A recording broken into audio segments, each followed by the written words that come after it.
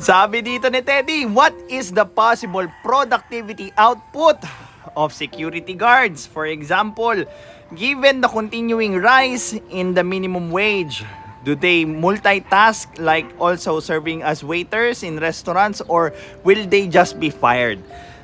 Ang babaw nung ganitong thinking ng Pilipino dahil hindi nila naisipang mag-iba totally ng linya.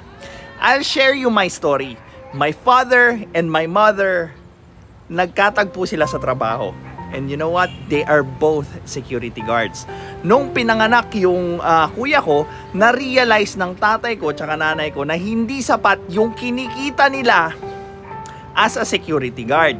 Ngayon, yung nanay ko, being a great woman that she is, pinag-aral niya yung tatay ko. Sinalo niya yung mga gastos, so on and so forth. Nagpakahirap siya magbenta, nag-Avon nga daw siya noon, so on and so forth, para lang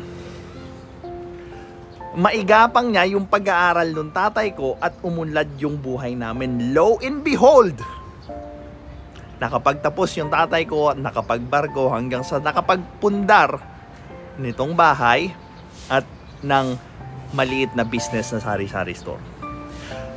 There are jobs na hindi mo pwedeng gawing trabaho hanggang sa mag-retire ka. Yang ganyang klaseng trabaho, pwede yan sa mga nag-uumpisa.